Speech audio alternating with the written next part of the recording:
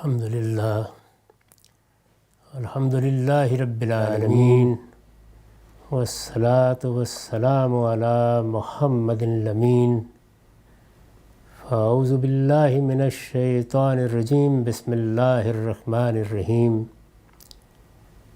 خواتین و حضرات، سورہ یونس کی آیات 18-19 زیر بحث ہے۔ ان میں بات یہاں تک پہنچ گئی تھی کہ یہ جو کچھ بھی کہہ رہے ہیں یا اپنے جو عقائد بیان کر رہے ہیں یہ سراسر جھوٹ پر مبنی ہے، ان کے پیچھے کوئی استدلال نہیں ہے۔ استدلال ہر ضلالت کے لیے بالعموم ایک ہی ہوتا ہے، اور وہ یہ کہ ہمارے باپ دادا، ہمارے اکابر یہی کچھ مانتے چلے آ رہے ہیں۔ انسان علم و عقل کے مقابلے میں ہمیشہ روایت کو پیش کرتا ہے۔ روایت یعنی باپ دادا کا طریقہ، ہم نے اپنے پہلوں سے کیا چیز پائی ہے، ہماری قوم میں، ہمارے علاقے میں، ہماری جماعت میں، ہمارے مسلک میں کیا چیزیں مانی جاتی رہی ہیں۔ تو شرک کے معاملے میں بھی استدلال یہی تھا۔ یہ بات واضح رہے کہ ان صورتوں کے مخاطب قریش مکہ ہیں، جن کو مشرکین عرب بھی کہا جاتا ہے۔ یہ سب کون تھے؟ یہ سیدنا ابراہیم علیہ السلام کی اولاد ہیں۔ ابراہیمی دین کی روایت سے ان کی پیدا ہوئی۔ اللہ تعالیٰ نے جب یہ فیصلہ کیا کہ اب ذریت ابراہیم کو ایک خاص حیثیت سے ذمہ داری دینی ہے، تو دونوں جانب یہ اہتمام کیا گیا کہ پہلے پے در پے پیغمبر بھیج کر ایک نئی امت کی بنا ڈالی جائے۔ بنی اسحاق کے ہاں تو سیدنا ابراہیم کے بعد ان کے بیٹے اسحاق، پھر ان کے بیٹے یعقوب، پھر ان کے بیٹے یوسف، یہ سب کے سب اگر آپ غور کر کے دیکھیں تو کسی قوم کی طرف نہیں بھیجے گئے، نبی تھے اور ایک نئی امت کی تشکیل کی ذمہ داری انجام دے رہے تھے۔ یعنی ان کی وجہ سے وہ ذریت پیدا ہو جائے، وہ لوگ پیدا ہو جائیں جن کے ہاں دین ایک روایت ہو، حق ایک روایت ہو۔ اس کے برخلاف جب دوسرے علاقے کا انتخاب کیا گیا، یعنی جزیرہ نما عرب کا، تو وہاں پہلے سے کچھ قبائل آباد تھے۔ چنانچہ سیدنا اسماعیل کو حرم کی تعمیر کے بعد جب اس کی تولیت عطا کی گئی تو رسول کی حیثیت سے عطا کی گئی، کیونکہ یہاں معاملہ وہ نہیں تھا جو بنی اسرائیل کے ہاں تھا۔ یہاں صورت معاملہ یہ تھی کہ ایک قوم کے ساتھ پہلے وہ صورتحال پیش آئے گی کہ وہ یہاں رہے گی، ایمان کی علمبردار بن کر رہے گی، یا یہاں سے اٹھا کر پھینک دی جائے گی، جیسے کہ رسولوں کے باب میں ہوا ہے۔ لیکن اللہ تعالیٰ نے بنی جرہم کو یہ توفیق بخشی کہ وہ ایمان لائے، انہی کے اندر سیدنا اسماعیل بیاہے گئے، اور اس طرح وہ بنی اسماعیلی کا ایک حصہ بن کر اس سرزمین میں اس روایت کی پدا کرنے والے بن گئے جو دین کی روایت بنی اسماعیل کو تاریخ میں ملی ہے۔ تاہم بعد کے زمانوں میں کم و بیش 2000 سال گزر چکے تھے، اس لیے بڑی تبدیلیاں آ گئیں، بڑے تغیرات پیدا ہو گئے تھے۔ ان تغیرات میں سب سے بڑی تبدیلی اور سب سے بڑا تغیر یہ تھا کہ وہ جگہ جو توحید کے مرکز کے طور پر بنائی گئی، جس کا مقصد ہی یہ تھا کہ اللہ واحد کی عبادت کی جائے، اسی کی طرف لوگوں کو بلایا جائے، اور وہ مناسک، وہ آداب سکھائے جائیں کہ جن سے وہ ہمیشہ اس بات کو یاد رکھیں کہ اس کائنات کا تنہا مالک وہی ہے جو ہمارا خالق ہے، وہی ہمارا رب ہے، وہی ہمارا بادشاہ ہے، اب تمام معاملات اسی سے وابستہ ہوں گے۔ ابراہیم علیہ السلام کا جب قرآن ذکر کرتا ہے تو خاص طور پر یہ بتاتا ہے کہ وہ توحید کے علمبردار تھے، ان کے ہاں شرک کا کوئی شائبہ نہیں تھا، اور انہوں نے حنیفم مسلمہ کی حیثیت سے اپنی زندگی گزاری، اور یہی روایت وہ اپنے اخلاق میں چھوڑ کر دنیا سے رخصت ہوئے۔ تو جب صورتحال یہ ہو تو پھر ظاہر ہے کہ بعد کے آبائی دلیل کے طور پر پیش کیے جا سکتے ہیں۔ چنانچہ یہ پیچھے جو شرک کا ذکر ہوا اور ان مخاطبین کے حوالے سے ہوا، تو یہ سوال پیدا ہوتا ہے کہ کیا استدلال پیش کریں گے، یعنی ابراہیم علیہ السلام کو پیش کریں گے؟ تو قرآن کہتا ہے کہ کوئی سوچ بھی نہیں سکتا تھا، ما کان من المشرکین، ان کی ساری دعوت توحید کی دعوت تھی۔ کیا بیت اللہ کو دلیل کے طور پر پیش کریں گے، یا بیت اللہ سے متعلق جو مناسک ہیں ان کو پیش کریں گے؟ ان میں تو ایسی کوئی چیز نہیں ہے۔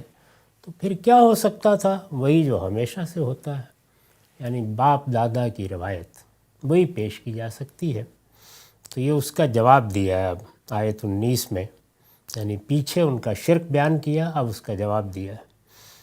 چونکہ یہ جو باہمی ربط ہے یہ قرآن کے عام طریقے کے مطابق الفاظ میں بیان نہیں ہوا، تو میں نے اس کو کھول دیا ہے۔ پیچھے جملہ یہ تھا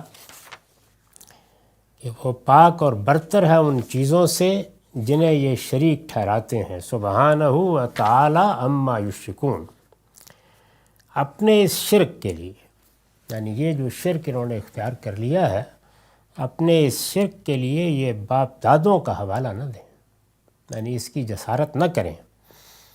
اب باپ دادوں کا حوالہ دینے کی ایک علمی صورت ہے، اور ایک وہ کہ جو عصبیتوں سے، تعصبات سے، انسان کی نفسیاتی کمزوریوں سے پیدا ہوتی ہے۔ علمی صورت دور حاضر میں زیر بحث آئی ہے، اور وہ یہ ہے کہ جب انسانیت کی ابتدا ہوئی تو آخر انسان خدا کو کہاں سے پہچان لیتا؟ جو کچھ اس کی جبلتیں تھیں ان میں بہت سے ایسے عوامل اور داعیات تھے کہ جنہوں نے شرک ہی پیدا کیا، اور انہیں شرک ہی پیدا کرنا چاہیے تھا۔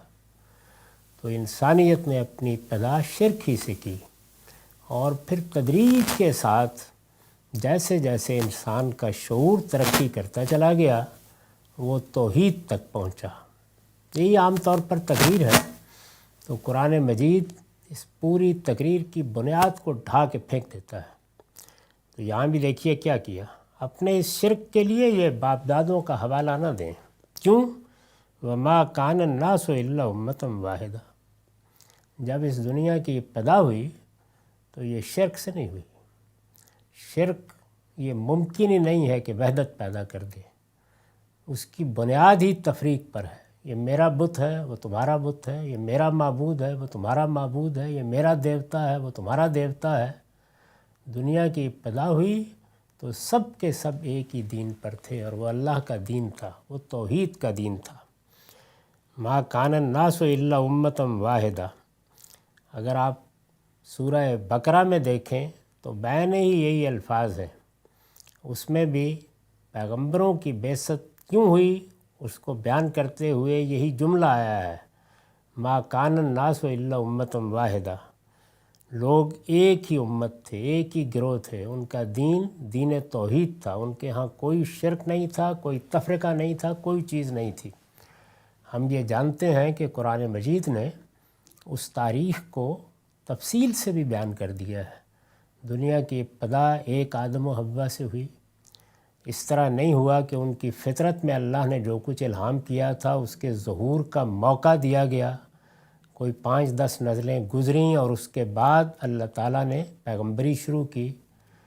فرمایا ہے کہ پہلے دن ہی ہم نے ان کو پیغمبر بھی بنا دیا، یعنی وہ انسان کی حیثیت سے جب شعور کو پہنچے، ان کی فطرت خود ان پر واضح ہونا شروع ہوئی۔ جب یہ معلوم ہو گیا کہ ہم نے جو شعور ان کو دیا ہے، جو شخصیت ان کو دی ہے، وہ صحیح خطوط پر ظہور پذیر ہو گئی ہے، تو پھر ہم نے استفا کیا. اس واقعے کو قرآن نے بیان کیا ہے کہ پھر وہ امتحان پیش آیا، اس میں وہ کامیاب ہوئے، انہوں نے اللہ تعالیٰ کی طرف رجوع کیا.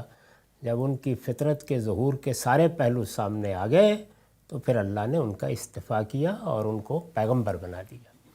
تو اس طرح فطرت میں جو الہام کیا گیا ہے اس کا اور جو وحی آسمان سے آتی ہے اس کا باہمی ربط پہلے ہی شخص میں قائم ہو گیا. لازمی نتیجہ یہی ہونا تھا کہ لوگ یہیں سے ابتدا کریں، توحید سے ابتدا کریں. یعنی جو کچھ اندر موجود تھا اگر نبوت سے ابتدا نہ کی جاتی تو پھر تو یہ بحث ہو سکتی تھی کہ اس کے ظہور نے ابتدا میں کیا صورتیں اختیار کیں. لیکن جب اللہ کے نبیوں نے آ کر ایک بات کو واضح کر دیا اور وہ خود نبی بنا دیے گئے تو اس کا امکان ختم ہو گیا. پھر ایک لمبا وقفہ آیا ہے تو قرآن مجید نے وہاں پر یہ بیان کیا ہے کہ جب ہم نے ابتدا کی سورہ بقرہ میں تو ابتدا تو اسی جگہ سے کی کہ ما کان الناس الا امۃ واحدہ، لیکن پھر اس کے بعد اختلافات پیدا ہو گئے. وہاں پر یہ اختلافات پیدا ہو گئے، یہ جملہ وہاں موجود نہیں ہے، مقدر ہے، اس کو نکالا جائے گا. آپ میرا ترجمہ پڑھیں گے تو میں نے نکال دیا ہے، یہاں خود قرآن نے اس کو نکال دیا ہے.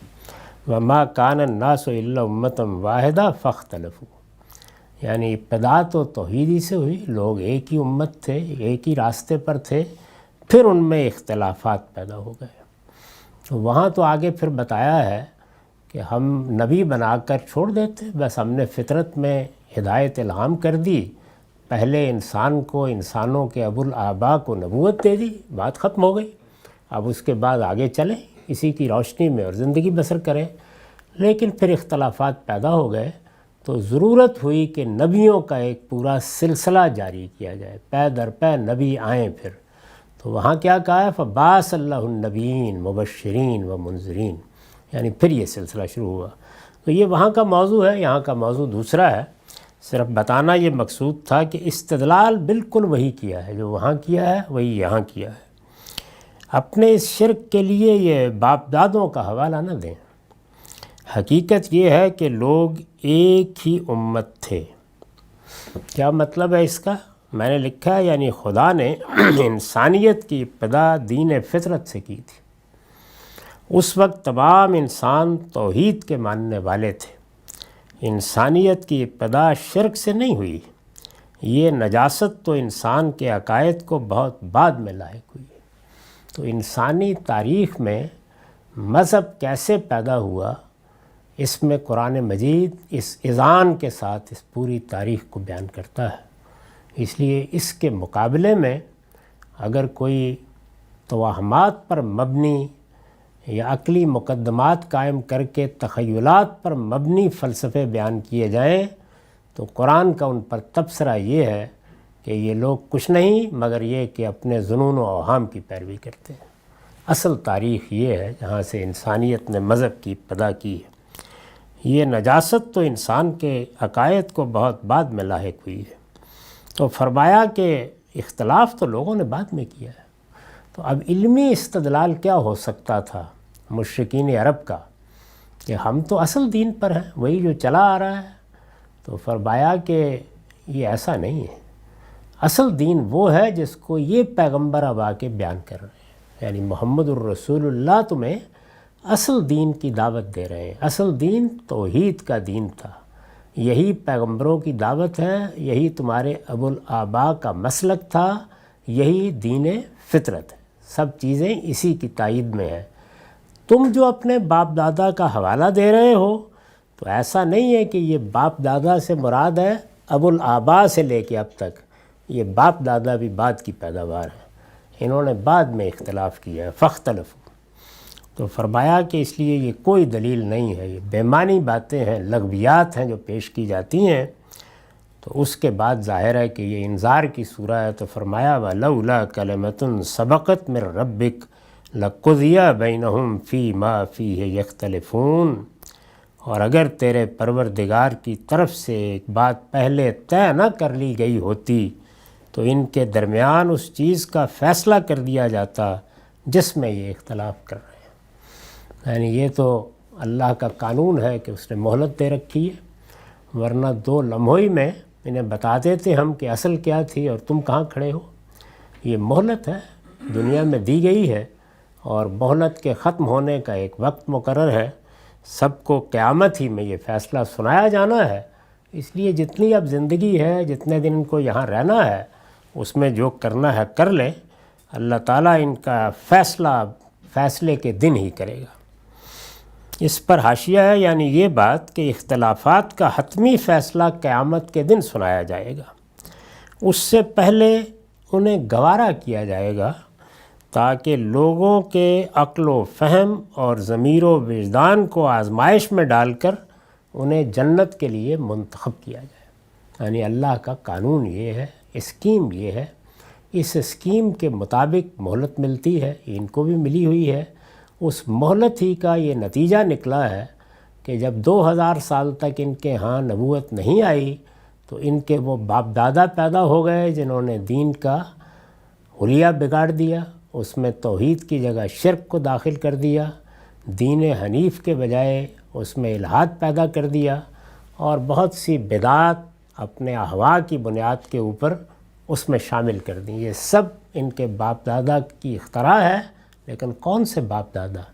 باپ دادا تو ابراہیم و اسماعیل تھے، یہ ان کی دعوت نہیں ہے۔ اور اس سے پہلے اگر ابتدا کرنا چاہتے ہیں تو آدم و نوح تھے، یہ ان کی اختراع نہیں ہے، یہ ان باپ دادوں کی اختراع ہے، اور اس کو یہ دلیل کے طور پر پیش نہ کریں، اس لیے کہ یہ بے بنیاد بات ہے، اور اس بات سے سبق حاصل کریں کہ خدا کا فیصلہ کہیں ان کے لیے صادر نہ ہو جائے۔ اگر اللہ تعالیٰ نے یہ مہلت نہ دی ہوتی تو اس طرح کی بات پر دوسری جگہ کہا ہے نا کہ شرک وہ چیز ہے کہ جب تم شرک کا ارتکاب کرتے ہو تو اگر اللہ تعالیٰ نے تھام نہ رکھا ہو تو آسمان پھٹ جائے۔ یہ معمولی بات نہیں ہے کہ خدا کا شریک ٹھہرایا جائے کسی کو۔ تو یہاں پر بھی یہ تنبیہ کی کہ پھر فیصلہ کر دیا جاتا جس میں یہ اختلاف کر رہے ہیں، لیکن بہرحال مہلت ہے۔ وَيَقُولُونَ لَوْلَا أُنزِلَ عَلَيْهِ آيَةٌ مِّن رَّبِّهِ فَقُلْ إِنَّمَا الْغَيْبُ لِلَّهِ فَانتَصِرُوا۔ اور یہ جو کہتے ہیں کہ نبی پر اس کے پروردگار کی طرف سے کوئی نشانی کیوں نہیں اتاری گئی، یہ قرآن مجید میں محض اسلوب بیان سے واضح ہو جاتا ہے کہ مخاطبین کسی ایک استدلال پر کھڑے ہو کر بات نہیں کر رہے ہیں۔ یعنی جب استدلال محکم ہوتا ہے، جب اس کی بنیادیں علمی اور عقلی ہوتی ہیں، تو بات کرنے والا بس اس بات ہی پر رہتا ہے۔ یعنی اس لیے کہ وہ جس محکم جگہ پر کھڑا ہے بار بار اسی کو پیش کرے گا اور یہ کہے گا کہ میری بنیاد یہ ہے، اس پر بات کرو۔ ایسی صورتحال نہ ہو تو پھر انسان اپنی جگہ بدلتا چلا جاتا ہے۔ تو پہلے یہ فرمایا کہ ہمارے باپ دادا تو اسی دین پر تھے، آپ یہ کیا نئی بات لے کے آ گئے ہیں۔ پھر جب تنبیہ کی گئی اور بتایا گیا کہ یہ بات اپنی جگہ کوئی بنیاد ہی نہیں رکھتی، تو اب پینترا بدل کر تو پھر اچھی بات ہے، پھر کوئی نشانی لے آؤ تاکہ ہم مان لیں کہ تم ٹھیک کہہ رہے اور ہمارے باپ دادا ٹھیک نہیں تھے۔ تو اس پر یہ تبصرہ کیا، اور یہ جو کہتے ہیں کہ نبی پر اس کے پروردگار کی طرف سے کوئی نشانی کیوں نہیں اتاری گئی، اس پر میں نے لکھا ہے اصل میں لفظ آیت آیا ہے، یعنی جو نشانی کے لیے لفظ متن میں استعمال ہوا ہے وہ ہے آیتن۔ آگے کی آیات سے واضح ہے کہ اس سے یہاں عذاب کی نشانی مراد ہے۔ جب کہا جاتا تھا کہ شرک بہت بڑا گناہ ہے، تم اس کا ارتکاب کر رہے ہو، یہ ایک بڑا حادثہ ہے جس سے تم دوچار ہو جاؤ گے، تو اس کے جواب میں یہ کہتے تھے کہ یہ جس عذاب کی ہاں جناب وعید سنا رہے ہیں، لے آئیے اس عذاب کو کہیں سے۔ اس کے جواب میں یہ اب اگلی بات شروع ہو رہی ہے۔ آگے کی آیات سے واضح ہے کہ اس سے یہاں عذاب کی نشانی مراد ہے، جسے دیکھ کر واضح ہو جائے کہ پیغمبر جس فیصلہ کن عذاب کی وعید سنا رہا ہے وہ بھی آ کر رہے گا۔ یہ کہتے تھے کہ پھر دکھائیے کوئی نشانی آ جائے، یہ بات کوئی نشانی کیوں نہیں اتاری گئی۔ تو ان سے کہو فقل انما الغیب للہ، ان سے کہو یہ غیب کے معاملات ہیں۔ یہاں انما الغیب للہ سے پہلے پھر ایک جملہ مقدر ہو گیا ہے، ان سے کہو یہ غیب کے معاملات ہیں، یعنی یہ بات کہ عذاب کی کوئی نشانی پہلے آنی ہے، عذاب آ جانا ہے، اللہ تعالیٰ نے قیامت کا ایک وقت مقرر کیا ہے، جن جن چیزوں کی پیغمبر وعید سناتے ہیں وہ سب اللہ نے اپنے ہی پاس رکھے ہوئے ہیں، یعنی کسی کو نہ اس عذاب کا وقت، کسی پیغمبر کو بھی نہ اس عذاب کا وقت کبھی بتایا گیا ہے کہ وہ کب آئے گا، اس کا فیصلہ اللہ تعالیٰ کرتے ہیں۔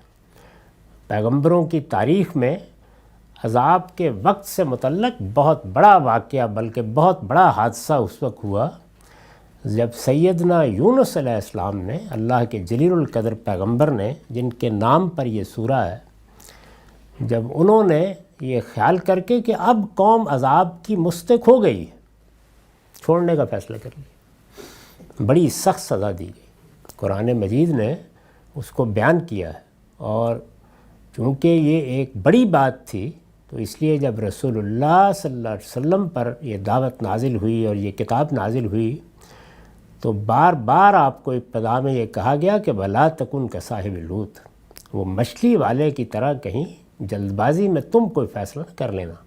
یہ کہ عذاب کا وقت کب آئے گا یہ میں نے کبھی کسی کو بتایا نہیں ہے، اس کا فیصلہ اللہ تعالیٰ کہتے ہیں میں ہی کروں گا، یہ میرا ہی کام ہے۔ چنانچہ اس زمین کے اوپر اگر کوئی ہستی ایسی تھی کہ جس کو اس معاملے میں اعتماد میں لیا جائے تو وہ حضرت ابراہیم ہو سکتے تھے۔ ان کا مکالمہ بھی نقل ہو گیا ہے کہ جب ان کے بھتیجے سیدنا لوط کی قوم پر عذاب کا فیصلہ لے کر فرشتے آ گئے، انہیں کچھ معلوم نہیں تھا، یعنی وہ اندیشہ ناک ہوئے کہ یہ کون ہے۔ جب پتہ چل گیا فرشتے ہیں تو سب سے پہلے توجہ اسی جانب ہوئی کہ کہیں عذاب کا فیصلہ لے کر نہ آئے ہوں، کیونکہ قوم کی حالت تو سامنے تھی۔ تو جب یہ صورتحال پیدا ہوئی تو انہوں نے پھر اللہ تعالیٰ بہت محبت سے کہتے ہیں کہ ابراہیم بہت نرم دل، بہت حلیم تھا، اس نے ہمارے ساتھ مجادلہ شروع کر دی۔ یہ کیسے ہو سکتا ہے کہ آپ ایک بستی کو تباہ کر دیں اور انسانوں کو مار دیں، یہ کیسے ہو سکتا ہے؟ تو وہ مکالمہ بڑا دل نواز مکالمہ ہے۔ اللہ تعالیٰ نے فرمایا کہ ابراہیم وہاں تو اب راست باز نہیں ہیں، وہ کہا کہ اگر 50 راست باز ہوں تو تب بھی آپ تباہ کر دیں گے، فرمایا 50 بھی نہیں، 40 ہوں، تو معاملہ 10-5 پر آ گیا۔ تو اس کے بعد پھر انہوں نے ہاتھ کھینچ لیا، اور یہ معلوم ہے کہ وہی فرشتے گئے اور انہوں نے جا کر کس طرح سے اس بستی کو الٹ دیا۔ تو یہ بڑی اہم بات ہے جس کو یہاں جواب میں بیان کیا گیا ہے کہ یہ معاملہ کہ عذاب کب آئے گا اور یہ معاملہ کہ قیامت کب آئے گی، اس کا علم کسی پیغمبر کو بھی نہیں دیا گیا، اللہ نے یہ علم اپنے ہی پاس رکھا ہے۔ فَقُلْ إِنَّمَا الْغَيْبُ لِلَّهِ فَانْتَظِرُوا، تو ان سے کہو یہ غیب کے معاملات ہیں، اس کا علم میرے پاس نہیں ہے، میں نہیں جانتا۔ اس پر بھی حاشیہ ہے، یعنی یہ معاملات کہ اللہ عذاب کی کوئی نشانی دکھائے یا کسی قوم پر وہ عذاب نازل کرے جس کی وعید سنائی جا رہی ہے، یہ سب غیب کے معاملات ہیں، اس کا علم کسی کو نہیں دیا جاتا۔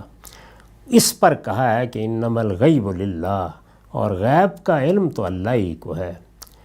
فانتصروا، سو انتظار کرو، انی معکم من المنتظرین، یعنی تم بھی انتظار کرو، میں بھی خدا کے فیصلے کا انتظار کر رہا ہوں۔ مجھے بھی یہ بشارت دی گئی ہے کہ خدا کا فیصلہ صادر ہوگا تو میرے ساتھ حق کا ظہور ہوگا، اور میں اور میرے ساتھی نجات پائیں گے۔ اور تمہارے لیے بھی وعید ہے کہ خدا کا فیصلہ صادر ہوگا تو پھر وہی ہوگا جو عاد کے ساتھ ہوا، سمود کے ساتھ ہوا، قوم نوح کے ساتھ ہوا، قوم شعیب کے ساتھ ہوا۔ میں تو تمہارے ساتھ استدلال کر رہا تھا، ریزننگ ہو رہی تھی۔ تم اگر اس کے جواب میں عذاب کی نشانی مانگتے ہو تو یہ نہ میرے اختیار میں ہے، نہ اس کے ظہور کا وقت مجھے معلوم ہے، یہ سب غیب کے معاملات ہیں، میں اس کے معاملے میں انتظار ہی کر سکتا ہوں۔ تو اچھی بات ہے، تم بھی انتظار کرو، میں بھی انتظار کر رہا ہوں۔ بظاہر جملے سے ایسے لگتا ہے جیسے کہ اس میں عذاب دیکھنے کی تمنا کی گئی ہے، ایسا نہیں ہے۔ چنانچہ اس پر میں نے حاشیہ لکھا ہے، یہ قوم کو مبتلائے عذاب دیکھنے کی تمنا نہیں، بلکہ حسرت و اندوہ کے ساتھ ایک ایسی چیز کا انتظار ہے جو قوم کی ضد کے باعث خدا کا فیصلہ بن چکی ہے۔ یعنی اس میں اسلوب حسرت کا ہے۔ 3 چیزیں مسئلہ ہوتی ہیں اور ہر کلام میں ہوتی ہیں جب وہ تحریر کی صورت اختیار کر لیتا ہے، یہ کہ الفاظ، جملوں کی تالیف اور اس کے بعد سیاق و سباق کس مفہوم پر دلالت کر رہے ہیں۔ تو ظاہر ہے کہ یہ مفہوم تو جس طرح جملہ ہوتا ہے اسی طرح سامنے آ جاتا ہے، لیکن اس کے بعد ایک اور چیز یہ ہے کہ وہ جملہ بولا گیا ہے، الفاظ واضح ہو گئے، لب و لہجہ کیا ہے، تو اس کو متعین کرنا پڑتا ہے۔ تو یہاں یہ تمنا کا لب و لہجہ نہیں ہے بلکہ حسرت و اندوہ کا لب و لہجہ ہے۔ تیسری چیز ذرا تفصیل طلب ہے، کسی اور موقع پہ ذکر کریں گے۔ بہرحال یہاں فرمایا یہ کہ تم بھی انتظار کرو، میں بھی انتظار کر رہا ہوں۔ وَإِذَا أَذَقْنَا النَّاسَ رَحْمَةً مِّن بَعْدِ ضَرَّاءٍ مَّسَّتْهُمْ إِذَا لَهُم مَّكْرٌ فِي آيَاتِنَا قُلِ اللَّهُ أَسْرَعُ مَكْرًا إِنَّ رُسُلَنَا يَكْتُبُونَ مَا تَمْكُرُونَ۔ لوگوں کا حال یہ ہے کہ عذاب کی نشانی مانگتے ہیں، یعنی جب وعید سنائی جاتی ہے تو کہتے ہیں کہ اس عذاب کی کوئی نشانی لے آؤ۔ لوگوں کا حال یہ ہے کہ عذاب کی نشانی مانگتے ہیں، مگر جب کسی تکلیف کے بعد جو انہیں پہنچی ہو ہم ان لوگوں کو اپنی رحمت کا مزہ چکھاتے ہیں تو ہماری نشانیوں کے معاملے میں یہ اسی وقت ہیلے بنانے لگتے ہیں۔ یعنی اگر اللہ تعالیٰ کوئی نشانی دکھا بھی دے اور اس کے بعد حالات ٹھیک ہو جائیں، یعنی تنبیہ کی گئی، جیسے کہ تنبیہات کے لیے اللہ کی نشانیاں آتی رہی ہیں اور پیغمبروں کی بعثت کے بعد ان کی قوموں کے سامنے بھی آتی ہیں، قوم فرعون کے معاملے میں اور دوسری قوموں کے معاملے میں بڑا تفصیلی ذکر اس کا ہوا ہے۔ تو یہ فرمایا کہ لوگ مانگتے تو ہیں لیکن جب وہ ٹل جاتی ہیں تو اس کے بعد یہ نہیں ہوتا کہ وہ سرفگندہ ہو جائے، اس سے نصیحت حاصل کریں، پھر ہیلے بنانے لگتے ہیں۔ اس کی میں نے وضاحت کی ہے۔